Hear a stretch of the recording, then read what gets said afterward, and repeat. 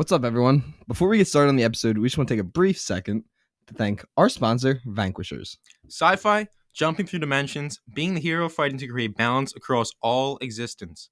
Does that sound like the kind of heroic journey you would be excited to experience? Look no further than Vanquishers trading card game. That is within your reach. So, step into the Vanquishers universe today. Get exclusive access by joining our community at www.vanquisherstcg.com. Select your hero, equip weapons and armor, and vanquish your enemies. Now let's get started on the episode. What's up, everyone? Welcome back to episode 38 of the Popcorn Podcast. Listen to us on Spotify, Google Podcasts, Apple Podcasts, anywhere you can find podcasts except for Pandora. Today, we're here to talk about Alex Garland's Men. Ryan, how are you doing today, buddy? I'm doing pretty good. We've seen each other for 2 straight days. Yeah. We've been on a work grind recently. Oh, dude, we've been working so hard. We had to watch 18 movies in 8 days for our upcoming review with a certain someone that you will get a special little note from later on. So make sure you listen to the whole episode. But so we went and saw Men today. Yeah. And before we even get into that, before we get to the actual movie part, me and Ryan are so thankful for you guys because we are having so much fun doing the episode. It's really cool that we're getting some really cool opportunities recently. Yeah. To work with some bigger name people and to get our first legitimate premiere. Yeah. We've done a couple like early screenings and stuff. Mm-hmm. But we're going to our first legitimate premiere on Monday. Yeah. For awesome. Jon Favreau's Discovery Earth. Mm-hmm. It's about the dinosaurs. Yeah, I'm excited for that. I am actually excited. I like dinosaurs. I know you do. So yeah, we're going to drive up to New York to go watch that. It's pretty exciting. And yeah, you guys have been giving us some amazing support. We've been getting bunch of 5-star. Ryan just flicked the sock at me.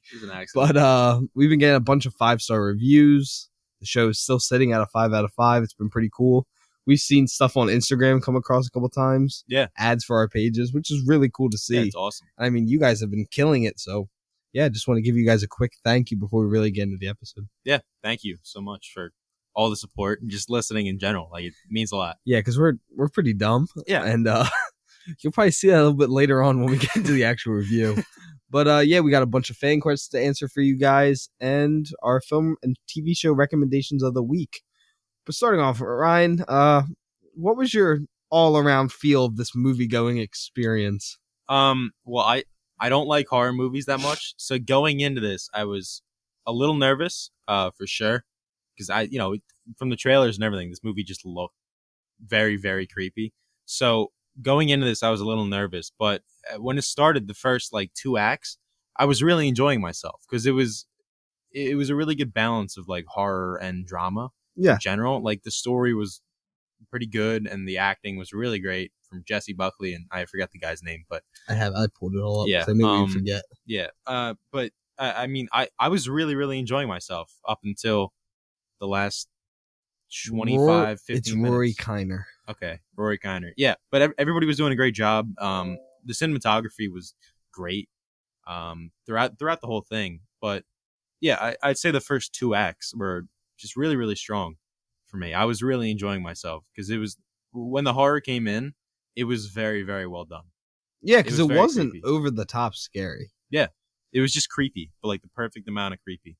And I just want to give a heads up if I sound a little weird today. It's because Ryan's seen my allergies are kicking my ass recently. Yeah. It feels like I'm dying all the time. But yeah, we're going to push through this episode. And I just want to give a shout out to Mark Digby. He did the production design for Men. Mm-hmm. And I mean, it was great. Yeah, it was really great. There was probably 6 visual effects shots in this entire movie. Yeah. And it's all really for one character. Mm-hmm. For the most part. And then Jake Roberts did the editing. Alex Garland, of course, directed and wrote this film. It mainly stars Rory Kinnear and Jesse Buckley, with an appearance from Papa Essedu and Gail Rankin. But it's literally 98% of the time it's just Jesse Buckley and Rory Kinnear. Yeah. Because Rory Kinnear plays 7 characters throughout the film. Mm-hmm. He plays Jeffrey, the police officer, Samuel, a priest, and 2 guys at a bar. Yeah, and the Naked Man. And the Naked Man. Yeah, which we'll get to. He's the Lorax. He is the Lorax, 100%. But this is going to contain spoilers, but There's not really anything you can talk about without spoiling this movie. I think we can go for a little bit, like Oh, just yeah, like the just like our acting feeling, yeah. and. Well, do you want to start off with our scores? Yeah, we can start off with the score. You go first. I think I gave this a 75. I'm giving it a 76. So we're back on track to our normal within 3 scores. Mm-hmm. This movie was sitting at an 89-90 for me. Yeah, me until too. late the final 20 minutes, and it just got. We'll get to that part later. My score fluctuated a lot as we were watching this movie because it changes. It changes a lot. Like just the whole feel of it changes. It kind of changes like genres a little bit too. But yeah, like, it feels fine in the first 2 acts, and the ending is just. It's going to be controversial for sure. Yeah, it goes from more of like a stalker horror, which I was loving, yeah, to like full on body horror, and it kind of skipped over the whole main plot of the whole story. It seemed like and changed the complete thing all at the end. Yeah, which was just weird, and it wasn't like Ryan said as soon as we left. It was weird just to be weird, but we'll get around to that. Let's talk about performances. Jessie Buckley was really good. Yeah, really good. She's an Oscar-nominated actress. Of course, she was going to do a great job. Mm-hmm. But Rory Kinnear, to me, was the standout because the dude does play 7 characters. Yeah. And there's a distinct difference between every single one of them. Yeah. No, and every single one was really, really well done. Even the ones that, like, weren't in it that much. Like, he plays 2 characters that don't have names. They're just kind of there for a little bit. Well, only 2 of them have names because the other one just goes by the policeman and then the priest. Yeah. Yeah, that is true. But I think the 2 guys, you know who I'm talking about, but they kind of have their own like physicality to them a little bit. Like they have different looks and they kind of move around a little bit differently. Yeah, so I think his physicality in the role was really, really good. Like his actual physical acting was so good. Yeah, like the way everyone had like a different walk and different like mannerisms. So, but I 100% think he was the standout. Jessie Buckley was very good, but it's kind of like all horror movies. The lead doesn't have to do a ton. Yeah. Just be like a normal person. But she was giving an emotional performance because it is a really sad story. Yeah, no, it is. But then it loses you lose all your care about it in the final 20 minutes. I think we're going to say that a lot during this because we loved the first 2 acts. Yeah. And then you kind of lose you. And the 3rd act starts off really strong. Yeah. No, I thought so too. It's the definition of a crash and burn. Yeah. Or going downhill. Like, any kind of euphemism that you can use for this is exactly what fits for this. Yeah, the 3rd act, it was just very disappointing. Yeah. The ending of it was just, I don't know. Yeah, well, we'll get to that part. It was very weird. Yeah. Kind of confusing with no resolution. It just didn't make any sense. No, it was bad. Yeah. It was just bad. But then the cinematography was great. It's A24. I don't think there's an A24 film without good cinematography. It's kind of like their staple at this point. Yeah, really. And the practical effects, the actual, because they're in some farmland. Yeah, like it's not fake. Yeah, no, they're really there. Yeah. And just the way that they were doing, like I love the use of like they weren't really long takes a lot of the time. Mm-hmm. It was like long shots, like when she's on that first walk she takes and she's looking over that ledge. And you literally just stare at that tree for like 3 seconds. Yeah. Nothing happened. No one's in the shot or anything. They do hold on shots for a long time in this, but the shots are always beautiful. Like that, there's always something to look at in this movie. And I liked it because it kind of because it's a horror movie. You're like, oh, am I missing something? Is there something moving around? And of course, the scene in the tunnel, which is in the trailer. Yeah. Very cool. That scene was really the sound editing for that was amazing. Perfect. Yeah. Super creepy scene. It was. It was really creepy. Ryan just leaned over to me. He's like, F you. Yeah. He was not happy to be there at that moment. But I think it ended up being, I was more freaked out than you were. Yeah. But I also like being scared, so I don't try and hide that I'm scared about it. Because like there was a couple jump scares that got me.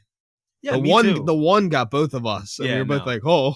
And we were both like, I don't like that. that one was creepy. And the majority of them were in that one scene. Yeah. Like, which is going inside the house, outside the house. Yeah. It was all in that scene, which I thought was perfect because it was all this build up. Because it did a lot of what Scream did. It would build up and then nothing. Yeah. But then that scene, it was build up, something happened. Build ups. Like, there was never a moment of, like, dullness in that scene. Like, it was late. Just anything that could go wrong for this poor girl was going wrong. It was always going wrong. Yeah. And then we talked about when she would FaceTime her friend and the connection would cut, it would like freeze a face for a second and be that dude's face. Yeah. Like all that kind of stuff the Lorax. The Lorax. it was just creepy. Like it was they were building, and then the finish just didn't work. It didn't work at the end. But we were watching the thing because me and Ryan are really confused in the ending, so we're trying to see what other people have said. But since we saw this before it officially released, there's not much stuff on it yet. Yeah. But I completely agree with the guy we were watching. He was saying that Alex Garland's direction was so good, which I think it was great. And I just think he went a little too far. Yeah, I think he just, I don't know. Like, maybe it was, I can't imagine that this had a very high budget. So, no, because the one thing I tried to look up yesterday, the only thing I found was that it was like $9 million. Yeah. Which, I mean, makes sense. There's not a lot to work with. Yeah, but I don't know. It's just something about it. Like, he was doing such a great job, but I think he just got really carried away on, like, some crazy thing that he thought of and just went with it instead of really thinking it through. Yeah, I felt like he was like, oh, no one's going to expect this. Let me drop this. But it just didn't work. No one expected it because no one expected it. There is no way you walk into this thinking that what happens. And we'll get to that later on. But, I mean, it is something out of nightmares. Yeah, it was literally like, the only thing I said was it was just weird for the sake of being weird. Like, it just kind of happens and it doesn't totally make sense. Like, there's parts of it where you're like, okay, I understand what's happening a little bit. But for the most part, this ending is like, it comes out of nowhere and it really doesn't make sense. And it feels like he just got really carried away. Like, he had a thought of something that would look cool and he didn't really piece together how it would fit with the rest of the movie and the story. And me and Ryan both said that we could just be being dumb and missing this, but like, I feel like not saying we're experts or anything, but we normally don't miss on like key things that are like part especially of the story. Not both of us. Yeah, like normally it'd be one of us maybe, and the other one will explain to each other. Yeah, but it's never, I don't think, been both of us. But there's we talked about. There's one scene from that scene on, it's not good. Yeah, but we'll talk about that when we actually get into the spoilers. But then I'm trying to think. Editing was good, of course. But I feel like this kind of fell into the same trope that every A24 film has fallen into, and that's great cinematography, great acting, weak storytelling. Yeah. Because as much as we love the first two acts, the storytelling's not great. No, it's really not great. It's kind of just like... It's always creepy. It's always good dialogue. It's always good filmmaking. But even when it is good dialogue, there's really not that much dialogue. No, because we said it's a Justin lot of Buckley. Walking around, and just watching. It's silence. Yeah, and that's what makes a good horror movie. Yeah, but then again, like a lot of horror movies in the last couple of years, starts off super hot and then doesn't stick the landing. You just can't stick the landing. And what's so upsetting is that I was telling Ryan this was one of my most anticipated movies of the year, and Scream was not. From last year. I didn't even care that the new Scream was coming out. I did not expect anything out of this, and I ended up giving Scream a higher rating than I gave this. Yeah. Because Scream stuck the landing because the ending was really good to Scream. The ending to, we talked about X, which ended up being, was that last year or this year? That was this year. This year. Yeah. That will probably be in our top films of the year. Yeah, I think so. We loved X. Yeah, really good. Yeah, that was this year. Yeah. Ty West did a great job. And that, we talked about that stuck the landing. Yeah. Like perfect really landing. Stuck the landing.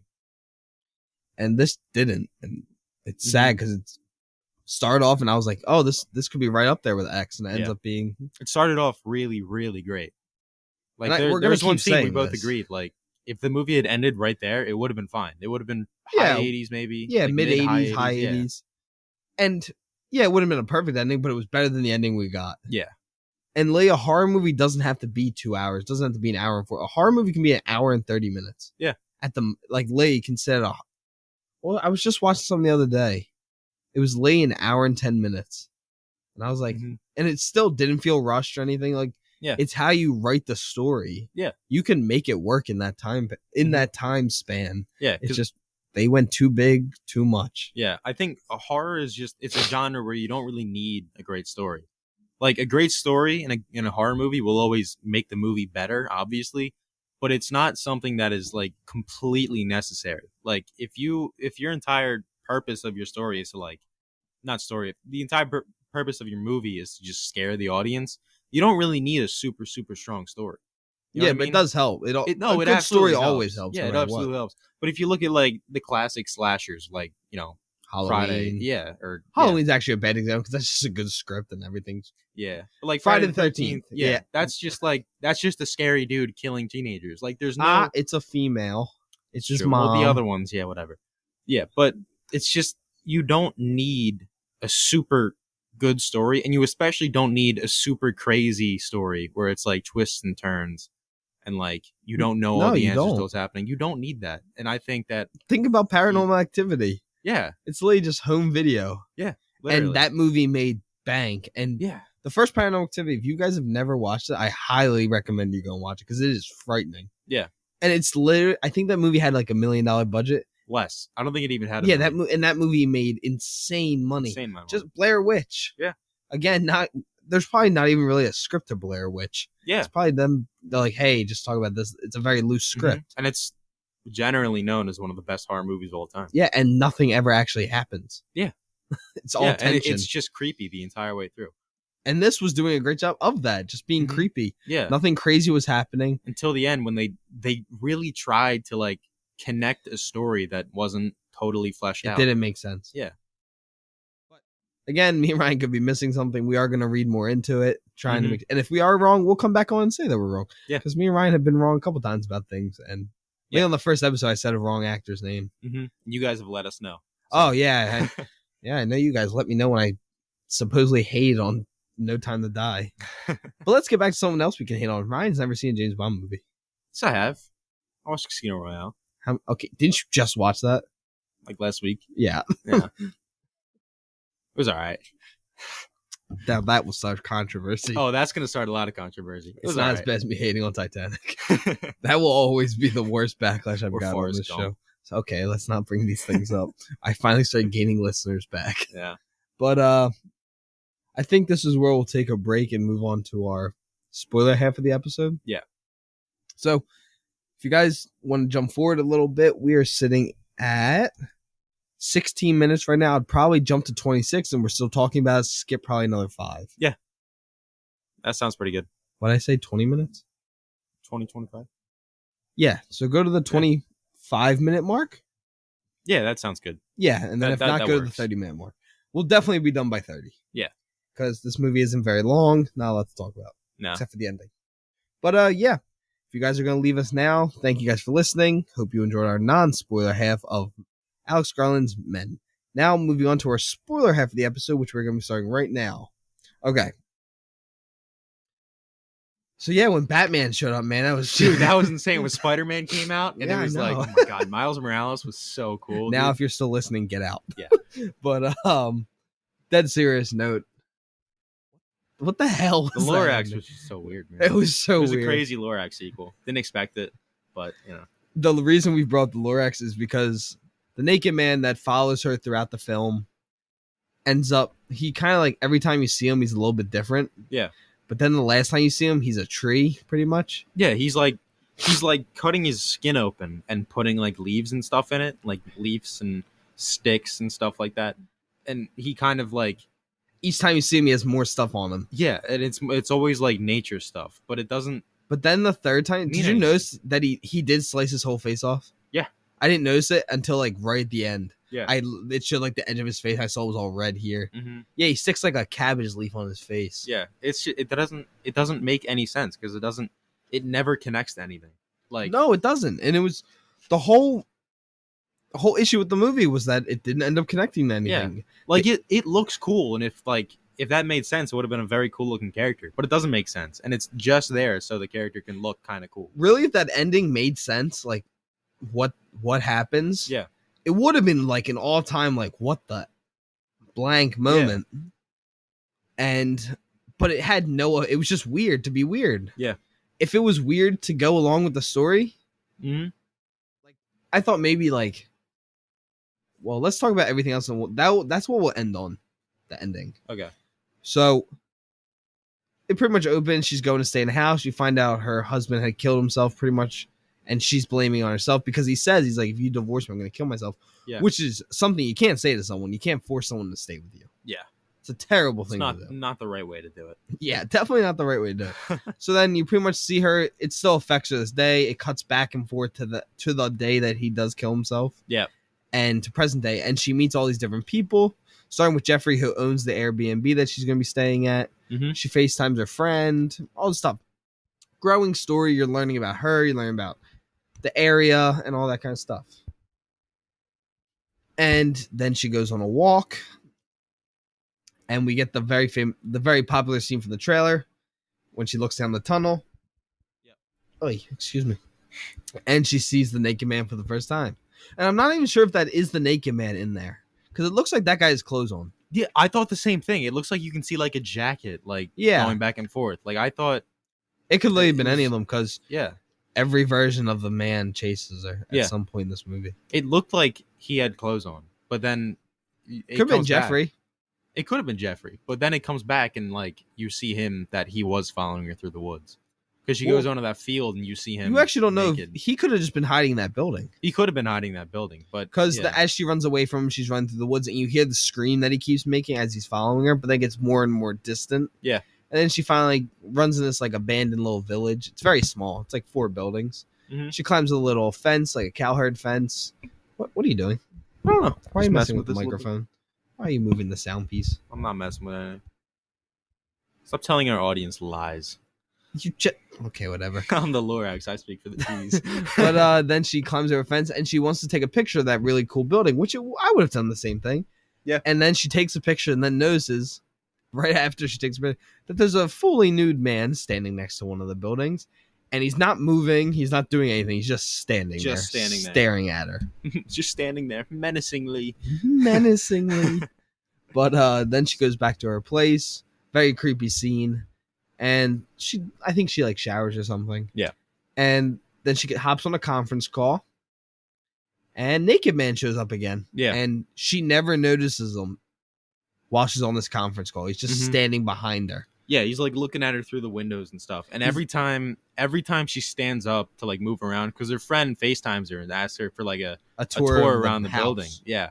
And every time she stands up and looks around to move around, the naked guy moves like with her between different windows so that she can't see her. It's a really, really good, really, really creepy scene where he's basically just stalking her outside. Yeah. Yeah. That scene was really, really well done, because you can see him the entire time, but she can't see him.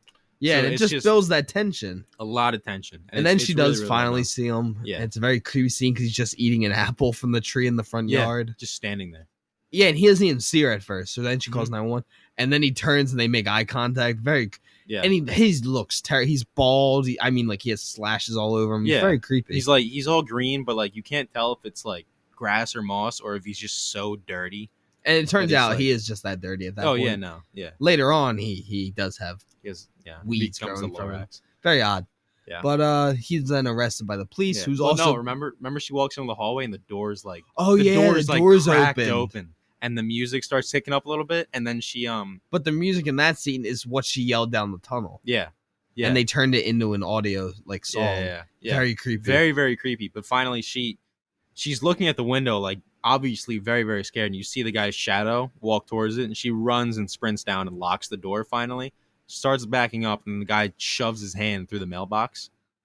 Foreshadowing. Yeah, foreshadowing. But I mean, that scene was really, really creepy, but finally the cops do come and arrest the guy. And then the girl interviews her. Yeah. She's actually not credited. Yeah, she's not. Yeah. Cop. She comes and just talks. She's like, hey, that makes sense why you were so scared. He just seemed like a normal old guy. Yeah. Probably living, and she explains like where he was, and she's like, "Oh, down by the tracks. Yeah, the tracks used to go. It's probably where he she's was." Like, "Oh yeah, those woods are, creepy and stuff." I thought she was gonna be like, "You shouldn't go into." I thought they were gonna build some like folklore around it, but they didn't. No, they didn't. But then the story continues. More weird interactions happen. She meets Samuel at the church. Samuel's a 8-year-old boy with Rory Kiner's face. Yeah. Wants to play hide and go seek with her. And then the priest tells Samuel to run away, who's also played by Rory Kiner. And he gets told to F off by the kid. And you get a very cool... at first, you think the priest is a nice guy because he comes off very nice. Yeah. But then he pretty much... She's like, so you blame yourself for what happened. You're wondering what you could have done differently to keep your husband from killing himself. Yeah. And then she's like, no. Like all this stuff. And he starts to get more and more menacing. And she just gets up and leaves. Mm-hmm. And then you kind of figure out that he's a perv. Yeah. But... Yeah, that scene was creepy because she basically just tells him to F off, and she stands up and kind of storms away. And then it cuts back to him. And he's like rubbing where sitting she on was the bench. sitting. Yeah, and he puts his hand right where she was sitting. And he starts breathing all heavily. It's a really, really creepy scene. Yeah. Then she goes to the bar that Jeffrey, the Airbnb owner, had told her about. Jeffrey's there. The bartender's there, who's also played by Rory Kinner. And then there's 2 customers sitting at a table who are also played by Rory Kinner. And then the police officer showed up, who's also played by Rory Kinner. Yeah. So he plays 8 characters. We forgot the bartender. Yeah. They're then talking about the naked man, and the cop tells him how he was released from the prison. Yeah. Because they released him because they said they didn't have anything to charge him for. And technically, they probably didn't have anything to charge him on. Technically not, but they also could have, because he still tried to stick his hand into the room and get into the house. Yeah. I would have said he stole an apple. Yeah, the cop gives the reasoning like, well, he didn't steal anything. We can't keep him. But then Jessie Buckley is like, Harper is the character's name. She's like, he was stalking me. Like, he followed me through the woods for a day. And the cop's kind of like, well, you don't know if you've seen him twice. Yeah. She's like, I've seen him twice following me. He's like, he might not have seen you once. Yeah. Should have just shown him the picture at that point. That's what I would have done. I'd be like, he's staring at me. I forgot she has a picture naked. of him. Yeah. Yeah. Why didn't you show a picture of him? Yeah. But that scene's kind of scary too, because like you can tell they don't care about her at all. I'm like, so gonna have a nightmare of the naked man. Yeah, he's pretty creepy. Oh, why did you take me to see this movie? Hey, you agreed. I didn't force you into anything. It was peer pressure. You answered on the podcast. Now I got you stuck again. If I could say something that we're legally obligated not to say, I would say it. I'm holding our paperwork right now for our legal obligations. But now we're starting to get towards the point where the movie does go downhill. Mm-hmm. But we're not there yet. So then she leaves the bar, she storms out, and she starts walking. And she passes the cemetery. And she hears the screech that the naked man made. Yeah. And me and Ryan are both like, oh no. And then she turns around. She's like, I think it was like her building up to turn around, because I think she was ready to like fight. Yeah. And no one's there. Mm-hmm. So then she starts running away. And then it shows behind her, and the naked man is hidden behind a tree in the cemetery. Yeah, he just steps out. Oh, and he is butt-ass naked. Oh, the entire time. And the cop even says, like, we gave him some clothes from the Lost and Found. Oh, yeah, so he took off the clothes. Yeah, no, he didn't care. No. Went back. And at this point, he has some flowers poking out of his head. Yeah, we forgot. They intercut the scene when the police officer's talking. He, like, slices a hole in his forehead and sticks a leaf in there. And, like, the blood's just pouring all over his nose, into his mouth and stuff. If you're trying to imagine what he looks like, if you haven't watched this and you just want to hear our review on it, which I know some people do, he looks like Victor Zsasz. Yeah. But chunky. Yeah. Like, just, like, cuts all around his body. Very weird looking. Bald. Yeah. Looks like he got burned on the top of his head. Yeah. Looks kind of pregnant, which we'll get back to. Yeah, we'll get back to that too. But what happens next? I'm like drawing a blank. She gets back to the house. Yeah, she gets back, and then she starts getting attacked at the house. That was the next scene when they No. The next scene, she FaceTimes her friend. And her friend's like, oh, there's more. And she tells her what's happened, about how they released him and stuff. She says that she's going to come and like stay with her. And she says, okay. She says like she's 4 hours away, but she's coming. Yeah, she's like, I'll be there. She's like, I'll be there in 3. Mm-hmm. So then she's like, hey, just tell me the address. And she tries to tell it to her. The phone starts getting connections, and you see the face pop up again. Yeah. Then it reconnects again, and you're like, oh, okay. It cuts again, and you're like, oh, come on. Yeah. And all while behind her, you can see outside. Yeah. The lights are flashing outside. Yeah. And she doesn't notice this yet. Super creepy. And then she's like, just text it to me. She's like, oh, of course. So then she sends her location, and it says red. And then it says, I already know where you are, you little bitch. So I was like, fuck. Which is the same thing the kid said to her. That's what Samuel said to her, you little bitch. Yeah. And I was like, funk, not Samuel. Because Samuel was frightening. Yeah. Little kids in horror movies are scary, even though he had a 40-year-old man's face. Yeah, he did. But she then starts being attacked. Someone breaks the window on the house. It looks like someone's breaking into the place. A chair starts moving. She's hidden behind the counter. It's a very creepy scene because the power goes out. Yeah. Then someone starts banging on the front door as well, and she's like getting ready. And then it's Jeffrey broke it. Jeffrey gets into the house. He's like, oh my God, are you okay? Like someone broke in. Mm-hmm. And that ends up being that a crow flew through the window, even though I think someone broke the glass and then threw the crow in. Yeah, because you see the chair, like a chair flash through the window. You see it like bounce across the floor. But then Jeffrey walks in, and there's a chair, broken glass everywhere, and there's just a crow on the ground, and it's still alive. So then Jeffrey breaks its neck. Jeffrey's like, oh, look away, broken wing, can't do anything about it. And he snaps its neck and leaves it on the table. And Jeffrey, this whole scene, Jeffrey is like super nice to her. He's like, listen, I understand why you're scared, but like, I'm the guy who owns the place, so I guess I should take a look around. Yeah, so starts walking outside. Yeah. And this turned into a very creepy scene very quickly. Mhm. So then it starts to calm down. And you're like, okay, catch our breaths. Yeah. And that's late. This was just a little like flat line to let everyone catch their breath in the theater. Yeah. Where everyone's watching it. So then he starts walking around outside. He's like, hey, if anyone's out there, he's like, and they turn and starts talking to Jesse Buckley. And he's just out in this open area of the backyard. He's like, I think you should be good. And then the lights cut Mhm. and come back on and he's gone. Yeah. And I was like, no. Fully gone. And then all of a sudden she walks inside the house and you hear this little screeching. Yeah. And you're like, what is that? She turns around and it's the Lorax, baby. No, it's Samuel. No, Samuel's back in the kitchen. Remember the Lorax is there and he blows the Oh, I seeds forgot in his about mouth. that. Yeah. No, it's the what's it called? The lily pads. Yeah. Not No, lily not pads. but They're the green things that Yeah. frogs jump on. yeah. Whatever the little Fuck white it. the yellow flowers turn into and you blow them when you're a Yeah, whatever they're called. The things you make a wish with. kid. Yeah. I forgot. That was a jump scare. That was weird. I was like, oh. Because the lights cut out and then She turns it's like around. pitch black. She turns around and the lights cut back on. She turns back around. It's the Lorax. But it's not right the Lorax. behind her. But it's We're But then saying the Lorax. It's the naked it's man. the naked with more man. But leaves. then she starts walking backwards Yeah. and he's just following her. And then for a second I was like, oh, is he not bad? yeah, that's what I thought. I'm like, oh, maybe And he's then he just blows those things into her face. Mhm. And then like she starts like I think it was a hallucin. I think someone drugged her. Yeah, because you see them a few times throughout the movie, but like, It never says why. yeah, it's another thing that doesn't get explained. It's just kind of there. It's a lie of the movie. Yeah. But that happens to her. She starts getting like flashbacks of all these different things that have happened to her. Mhm. So then she eventually backs herself into the house and shuts the door on them. Yeah. And she's like, I mean, she's drugged at this point. She's like, doesn't know what she's doing. Yeah, she's super messed She's up. holding a knife the whole time. She's kind of like dazed. And then he sticks his hand through the mailbox. Mhm. And I thought it was like a good scene for a second. I was like, oh, Yeah. he's not bad. Yeah, and as soon she as kind of holds his she hand holds for a his second, hand and then he grabs her wrist. Yeah, and then she stabs him in the arm.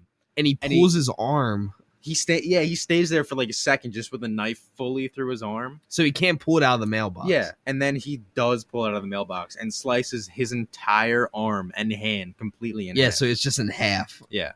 And then the hand moves away. Mhm. And that's when you hear the screeching. I'm sorry, I skipped Yeah. the part. And then Samuel's wearing a mask. We forgot to mention this when you first meet him. And it's a Marilyn Monroe mask. Yeah.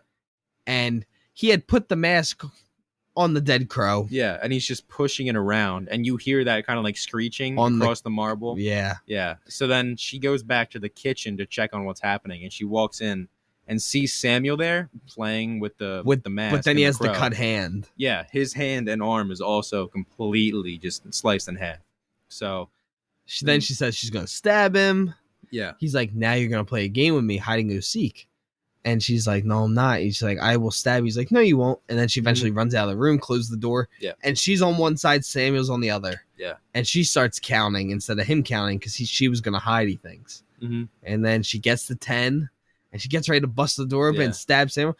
And one of the customers at the bar comes running in from the side. Yeah. And I mean, I jumped at this point. I Oh, was you forgot not- to say when she gets to like 6, you hear Samuel go, "You didn't hide yet. I'm gonna find you. You're still right there." Like, yeah, he's like, that I was- know where you are. The way he said it was so creepy, but I couldn't help but laugh because he's just like, he's like, I you know didn't where leave you're yet. at. I know where you are." Yeah, but And this movie did have some like giggle moments, like giggle horror, Yeah. like where it was creepy, but at the same time it's kind of funny. yeah, But it was funny because it's like, what the hell is happening? It's like it's so far fetched. It's kind of funny. Yeah, can't but then it help was but so giggle. creepy at the same time. Yeah, But then she starts getting chased. She runs up to this bathroom, locks herself in there. Well, doesn't lock herself in there like an idiot. And then the priest comes in, Mhm. and the priest gives this long spew about how she's like a sex icon to him, and Yeah. like he's imagining her doing all these things to him and all this stuff. Mhm. And then she stabs him Yep. and kills him. Thankfully. And now she is leaving. She's getting away. You think you're at Yep. the end of the movie. You're very happy for her because Yeah, she's she been runs through. suffering. She runs through the house, gets in a car, but then it starts cutting back to her doing different things before she gets out of the house. yeah, So me and Ryan thought maybe she killed herself, and that was like Yeah. the whole thing was that she was just killing herself. yeah, she was kind of imagining everything that was happening. But then that's wrong. Mhm. And she drives the car. She whips around a turn, and she smokes Jeffrey. She hammers Jeffrey. She should have just kept driving. She could. She I would should've. have kept driving. Yeah, they all have the same face, man. You Yeah. can't trust any of them. I'm surprised. I wonder why she never brought that up. Yeah, I thought that was gonna be like something. it's literally never mentioned. Yeah, but they all look the same. Yeah. But she hits him, and then he comes out to the thing. He's like, Miss Harper. And then he yanks her out of the car and beats her. Yeah. Because And the whole time you think Jeffrey's a good guy. Yeah, like Jeffrey's he not does good. nothing bad, but then he yanks her out of the car, throws her to the ground, and then he gets in the car and drives away. And she kind of takes a minute to like look up at the stars. And this was like, it was definitely CGI because the stars were like perfect. You can see the galaxy like yeah, in and the it was sky. super close to the ground. Yeah, it was really really pretty, but obviously not real. And then you hear the car coming back, and it's Well, Jeffrey. I wanted to add something before we get to this. Mhm. Is the scene where I figured out that it was supposed to be like the husband, Really? because you find out that the husband punched her in the face and like all this stuff, and that's why he ends up killing himself, because then she kicks him out of the house. Mm-hmm. And they show you his dead body after he jumps, and he has a pole sticking through his hand Yeah. in the exact same way that she cut that guy. It rips his arm in half the exact same way that she had cut them. And I don't know why. In my head, as soon as I saw him hit her and he had the messed up hand, Mm-hmm. I was like, oh, they're doing it's the boyfriend that she's just envisioning as the Airbnb guy. Yeah. And sort of. Sort of. We'll Like- get to why my idea was kind of right, but kind of wrong. Yeah. So then the car drives away, and as Ryan was saying, it does come back, and he starts trying to chase her. Mm-hmm. And you get a really creepy close-up from inside the car Yeah. of Rory Kinder's And he's character. screaming the same way that the Lorax have been screaming. The Yeah, Naked Man has The been naked man. screaming. Yeah. Everyone had been screaming. Yeah. And that's pretty much their way of being like, it's all the same person. Yeah. And I feel like another theory I have is that she's drugged the whole time and never actually left the house. It's definitely not real. Like whatever it point. is, yeah, to a point. Because at the end, we'll get to the end. I guess Yeah. we can talk about that later. Because at the end, like there's parts that make it real, but also not at the same time. Yeah, so then he tries to hit her, but she runs into like the garden of the house and hits the stone, so he crashes the car. But then soon as she like gets on her hand and knees, and she thinks he died from the car crash. Yeah. Because I mean he smoked those. Oh yeah, he nailed that pole. But then a shadow gets out, and right away I knew it was the Naked Man. Mm-hmm. And I was like, oh no. But then the Naked Man shows up, and he has a green leaf as a face. Yeah. Like his whole face is a cabbage leaf. Mm-hmm. And then I was like, okay. Yeah. But then he's really fat all of a sudden. I'm Yeah. like, And he this starts is- stepping towards her, and his ankle breaks. Yeah, Which and is then another thing that another you saw hint, the husband's ankle is completely destroyed. And Yeah. I mean, and the noise that they used was a perfect description of what it sounds like when you break that. And he steps towards her, and then he starts making like a noise, and he starts like grunting and stuff. I'm like, Yeah. what the? And his stomach's getting bigger and bigger and bigger. So he leans down his back, and he turns out to have a female genitalia along with a male genitalia. That you've been seeing the entire movie. Yeah, but you never noticed he had a female one. Nope.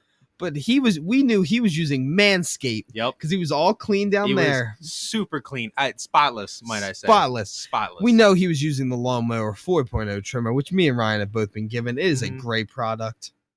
But if you want to get your own Manscaped, I highly recommend that you can get 20% off and free worldwide shipping with using the code CMB at manscaped.com. That's 20% off and free shipping at manscaped.com using, again, our code CMB. Yep. Unlock your confidence and always use the right tools to join us to protect your crown jewels. Yes, sir. Because we know Yeah. the Lorax man. He did not protect his crown jewels. And might I say, they were extra dirty. If he had used that ball toner and deodorant, Would have been fine. spotless. Would have been spotless. She would have married him. Yep. And the close-up you see of them, yep, would have been spotless. Not Would've of made it him, much of better. his parts. Yep, of his crown jewels, baby. But yeah, he needs that new 4.0 performance package, Yep. don't you think? I agree. Get the weed whacker. Fully agree. He could have used the underwear and shirt too. Yeah, he needed them. He did need them. But yeah, thanks to Manscaped for sponsoring our episode and letting us talk about male genitalia. Yep. Thank you, Manscaped. Manscaped. Man, we are not getting the sponsorship to stay. But yeah, thanks Manscaped. Again, use the code CMB at manscaped.com to get 20% off and free worldwide shipping. Now, back to the pregnancy part. So this is, if you couldn't tell, this is the part that's stupid. Yeah. So then he has a version. No, then he has Samuel. Yes, he gives birth to Samuel, who's the kid. Samuel screams, breaks his ankle, falls down, gives birth to the priest. No. The priest is the second to last one. Oh, is it? It's the customer. Yeah. The bar. Yeah. He falls down. He gives birth to someone. Yep. Then they get inside the house, Mm-hmm. which I think is someone. Maybe the other customer, because there were two. Yeah, I think it was the other customer. Yeah. Who then gives birth to Jeffrey. Mm-hmm. Who then gives birth to the priest, and then she backs herself into the room with an axe. Yeah. And then her dead husband comes out. Yeah. Because you see the priest starting to give birth, and then she walks into a different room, backs in, and grabs an axe, and then her husband walks in. Well, he gives birth from the mouth. Yes. And like feet first, you see the feet. The other guy we forgot to say, the other guy gives birth with female genitalia that's on his upper back. Yeah, on his upper back, and then the guy before him was the belly button. Still female genitalia, but it was in the Oh yeah, it's always belly. it's always a female genitalia, just on different parts of the body. Yeah, and it always gets more and more gruesome. Yeah, it always gets more and like creepier looking. Because you see like their spine popping out and stuff, and it's and every version of them dies after they give birth. Just to clarify. Yeah. And then the husband comes out and he's like, "See what you did to me?" And then she's like, "I didn't do anything to you." And she's like, "What do you want from me?" Yeah, and he's like, "Your love." And then after he said that, I thought she was gonna kiss him, and I would have given the movie a 30. I literally that went through my head. I was like, I thought she was gonna chop his head off. I thought she was gonna chop his head off. Or she was gonna chop his dick off, like she had said. Her friend said to do. Yeah, her friend had said, yeah. But she didn't. And the movie just ends, and it says men. But then we get a little opening credit scene, post-credit opening credit scene. Sure. How do you word that? Post-title scene. Post-title card scene. Yeah, that works. The friend finally gets there the next morning, and so the car is destroyed. Yeah, so that was real. So that's real. Somebody crashed the car. But none of the baby people are there. Yeah, there's no bodies anywhere, but there is in the front yard. Yes, we don't. But then there's a trail of blood going into the house. Yeah, which is from one of the baby people. Yeah, the baby givers. Yeah, somebody, Samuel or somebody, crawling through. And then she looks to her left, and sitting on the steps outside in the garden is Harper. Yeah. And then it ends. She smiles, sees her friend's prego. Yeah. Scene ends. End the movie. Yeah. So whatever that means, her friend being pregnant probably has something to do with it. We don't know why. But, I said to Ryan, maybe her husband got her pregnant. Maybe. And that's why she wanted to divorce him. Maybe. I don't know. It was so dumb. Who knows? So yeah. I don't know. It was just a very, very stupid and confusing ending. Like, oh wow, we talked a long time. We're at 41 minutes. Oh wow, we did talk for a long time. Did not feel like we talked for that long. No, it didn't. Oh well. Yeah. Hopefully they figured it out. Yeah, but the ending, stupid. It dropped the movie a lot of points for both of us. From the scene where he crashed, before he crashes the car, right as he crashed the car, it still had a high 80 for me. Yep. Right when the Lorax popped out, it went down. Like, yeah, if he had popped out normal, I probably still would have been fine. Yeah. As soon as he started giving birth, it was just so downhill for me. And at least after the first one, I was like, okay, this is weird. So now Samuel's gonna kill. When Samuel gave birth, I was like, okay. It just kept going. It was just a long scene that didn't need to be in the movie. Yeah, at all. Yeah. So me and Ryan both wanted to end when she got in the car and she just drives away and has a happy ending. Yeah. But we don't get that. I thought she was gonna crash the car. So did I. And kill herself. Yeah. But I thought she was dead the whole time because you see a little flashback of her in a bathtub. And she's screaming. That was a creepy little cut. That was creepy. And then you see like air bubbles coming out of her ears. That was cool. Then you see her. I explained how when she's running out to the car, there's a cut where she's crawling and looking at her wrist. So I thought she slid her wrist. Yeah. So there's a bunch of different theories. So, but no, neither one of us know what actually happens. Yeah. Hopefully, Alex Garland explains it a little bit because sometimes directors with these kind of stuff will explain what he means by it. But yeah, we'll see some YouTube. We'll watch some YouTube videos coming up. Hopefully something comes out. But do you got anything else you want to add? No, I mean, I think if you listen to this and said like, oh, well, this movie isn't my thing, it's way too weird, you're probably right. But if you do like horror, then I think this is worth a watch because the first 2 acts are genuinely really, really good. Okay, so this is how I'm going to recommend it. Yes, watch this movie, but soon as she gets in the car, soon as the guy Jeffrey crashes her car, turn it off. Yeah. That should be your ending. That's it. She gets killed. Just imagine that. Yep, that's it. That's better than we got. Yeah, but that's all. I do highly recommend people still go check this out because the first 2 acts are incredible. Mm-hmm. Rory Kinnear gives a performance that I don't think we'll see very often. No. Very, very good movie until the end. Yeah. 76 I isn't agree a with terrible that. score. 75 isn't a terrible score. No. It's just disappointing because we were really loving it until the end. Yeah. Yeah, that's it. Do you want to move on to our recommendations? This happens every single week. Yeah, I know. I forgot. I know. I've watched like 8 Marvel movies in the last 3 days. So I'm going to recommend a Marvel movie. I'm going to recommend Thor Ragnarok, which I finally got around to watching, and I absolutely adored it. I think it is the perfect action adventure, of course, starring Chris Hemsworth, who I think is the perfect choice for Thor. And it felt very much like an Indiana Jones film. So I loved it, and I highly recommend everyone to check it out. It is on Disney+. I think I'll recommend a Marvel film too. We'll just stay in that category. Guardians of the Galaxy. The first one is very good. I'm not gonna spoil it and tell you where it is in my Marvel rankings, but I do know where it is, and it's very good. It's one of my favorites, and I totally recommend you watch it. The music, the CGI is amazing in that movie, and I think every hero in that one has a chance of being somebody's best favorite Guardian. You know what I mean? Like the same way the Avengers, like every Avenger is somebody's favorite Avenger. Yeah. Every Guardian is amazing, and I think James Gunn is absolutely to thank for that, and all the actors: Chris Pratt, Zoe Saldana, Dave Bautista, like everybody. So yeah, especially Vin Diesel as Groot. I mean, his voice lines are just amazing, so impactful. Yeah, so impactful in the story. Yeah, Bradley Cooper. Bradley Cooper is like great. If you had never told me that was Bradley Cooper, I would have never guessed it. I didn't know that for like years. Really? Like till Endgame. Really? Yeah. Yeah. I mean, he just sounds so different, but it's really, really great.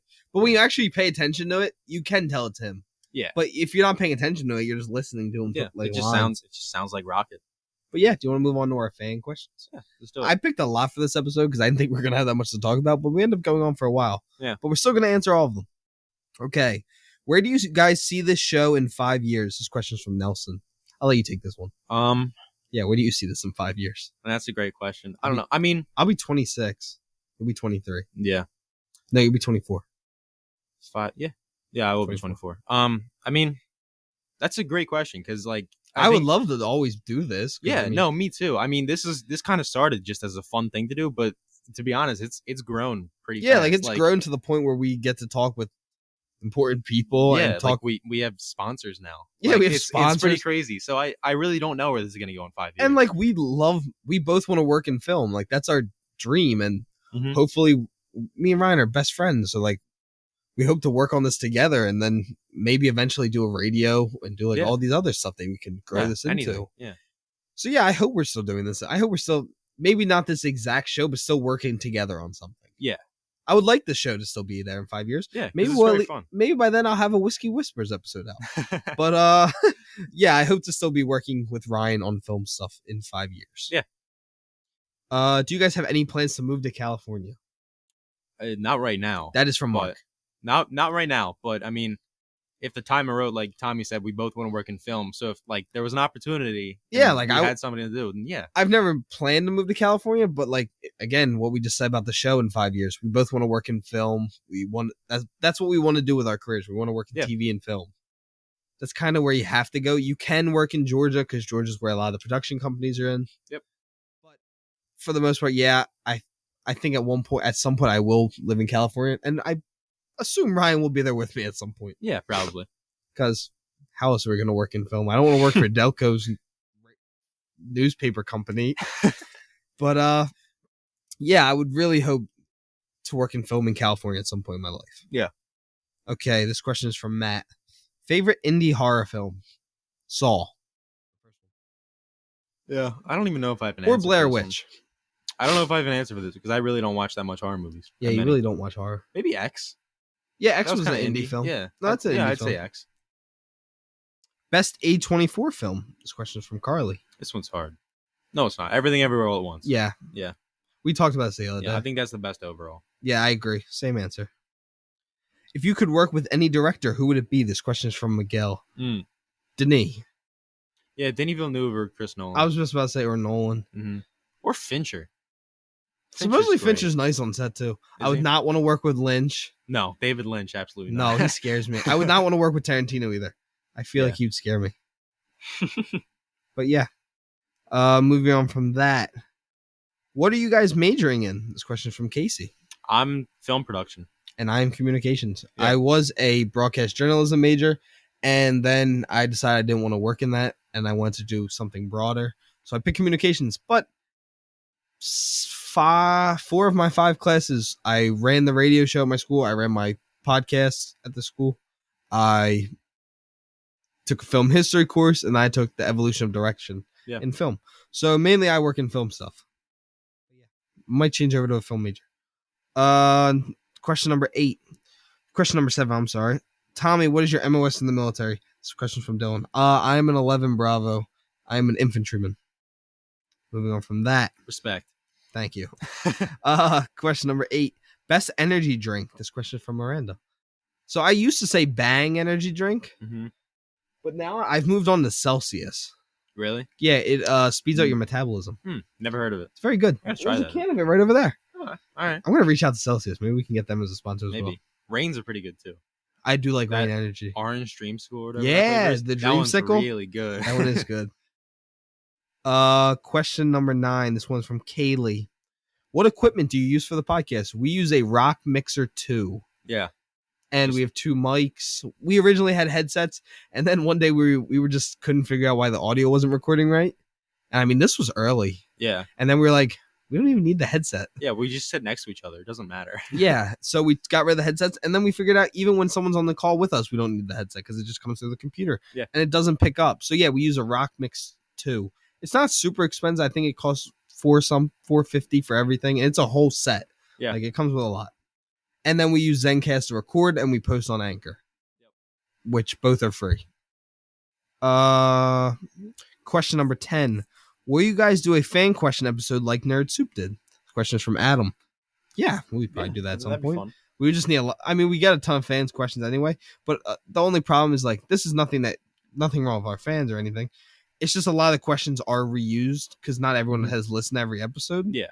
So a lot of questions get reused. So it's kind of hard to pick a different one every week. But yeah, we'll definitely do an episode at some point like that. Yeah. Do you guys... This kind of question is similar to another question. I'll still use it. Do you guys have any other rankings episodes in the works? This question from Marcus. We have a couple in the works because I'm leaving for a month in June. So we're going to try and do a couple there because we can't do news because I'll be gone. Yeah. So we're going to have a 5-episode week where we'll release them weekly. But moving on from that.